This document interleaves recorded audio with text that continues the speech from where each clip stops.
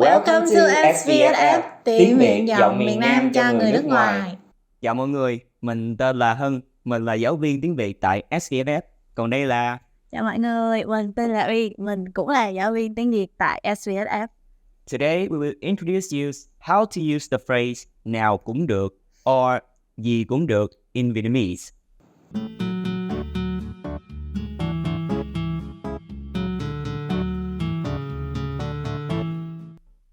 Okay, first please start a conversation. Em muốn đi đâu chơi? Đi chỗ nào cũng được. Vậy mình đi xem phim nha. Thôi, xem phim chán lắm. Hay là mình đi ăn gì đi? Em muốn ăn gì? Ăn gì cũng được. The phrase nào cũng được is a common expression in Vietnamese that can be translated as either one is fine or any will do. It is used to indicate that the speaker is indifferent or doesn't have a strong preference between different options or choices. For example, anh, mình đi xem phim hài hay phim tình cảm. Phim nào cũng được. Sinh nhật bồ tao. Tao nên mua nhẫn hay mua dây chuyền?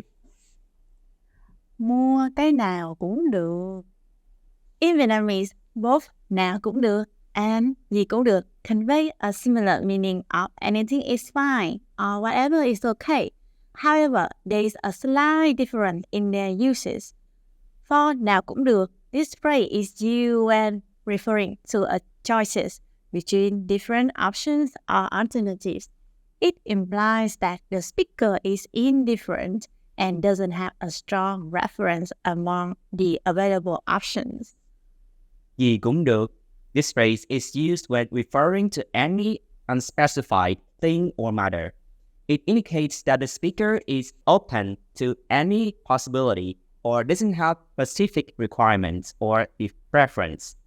It can be translated as whatever is okay or anything is fine. Let's see some examples to see the difference. Em thích xem phim gì? Phim gì cũng được. Em thích xem phim tình cảm hay trinh thám? Phim nào cũng được. Em thích đi Hà Nội bằng gì? Em đi gì cũng được. Em thích đi Hà Nội bằng xe lửa hay máy bay? Đi cái nào cũng được. Em muốn đọc sách gì? Sách gì cũng được. Em thích đọc truyện tranh hay tiểu thuyết? Em đọc cái nào cũng được. Practice time. Answer these questions in Vietnamese by using the phrase gì cũng được or nào cũng được. Ok. 1. Em muốn uống nước gì? 2. Anh muốn đi đâu? 3. Anh muốn ăn cơm hay ăn phở? 4. Đồ chơi và bánh, con thích mua cái nào? Okay, comment your answer below and we'll check them out. Hope you enjoyed the video. Did you know that in just 3 months, if you learn Vietnamese one-on-one with us, you will be able to communicate in simple Vietnamese.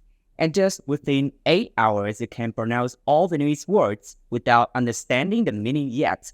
Register for a free 30 minutes trial here. This is the end of the video. See you next time. Cảm ơn. Chào bạn.